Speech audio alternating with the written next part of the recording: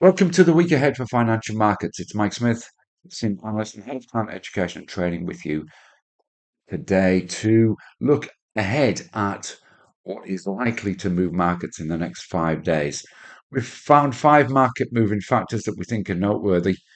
And we'll start with, of course, the state of the indices. The bears have most certainly been in control over the last week or so. And we may be heading towards correction territory. We're about 6% down from highs on the S&P 500.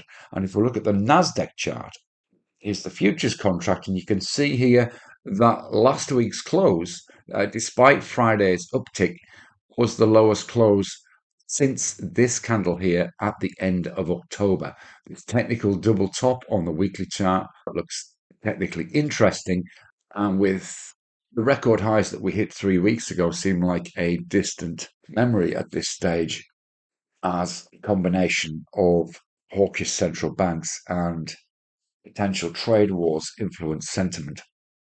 Of course, that tariff turmoil, which is potentially causing the trade wars, has significant political fallout.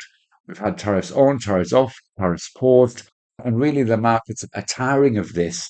You can see that in the price action. At this stage, there are reciprocal tariffs coming in place from Canada, from China, and potentially from Mexico, with the EU also in the crosshairs of the US president. It does seem to be the major market driver at the moment in terms of daily price moves, and we look forward to seeing what may come across the wires on a day by day basis over the coming 5 days. One of the key figures from an economic data point of view to come out this week is the CPI on Wednesday out of the US. At this stage, markets are pricing in that the Fed is likely to pause until June, short of a significantly lower than expected CPI number on Wednesday. We don't expect this to change. But nevertheless, markets may respond either way to that number, probably more so than any other data point this week. Just bubbling along in the background is there is a funding bill which needs to be passed by the 14th of March. Otherwise, the narrative about a potential US shutdown will start to surface. This, of course, funding for management of US debt. So just keep an eye on that towards the back end of the week. And finally, we've referenced this before, but oil remains under pressure. We tested a key level throughout last week, and there may be a possible breach. The selling pressure looks as though it's there. We're hanging on to that by this support by our fingernails. Let's have a look at a chart now.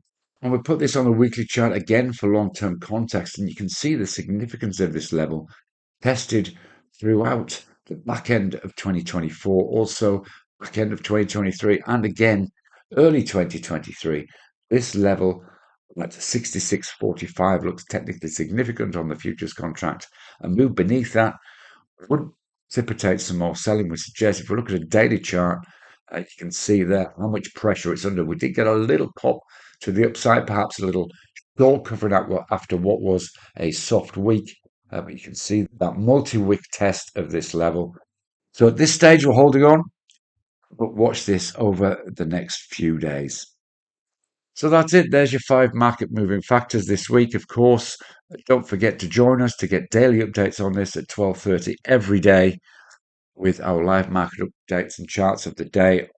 Of course, we've got our inner circle on Wednesday.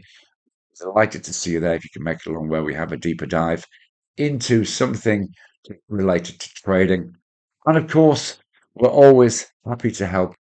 Our support team is ready and waiting to help you with anything that you need. And most importantly, have a great week ahead. Trade safe and see you again soon. Bye bye for now.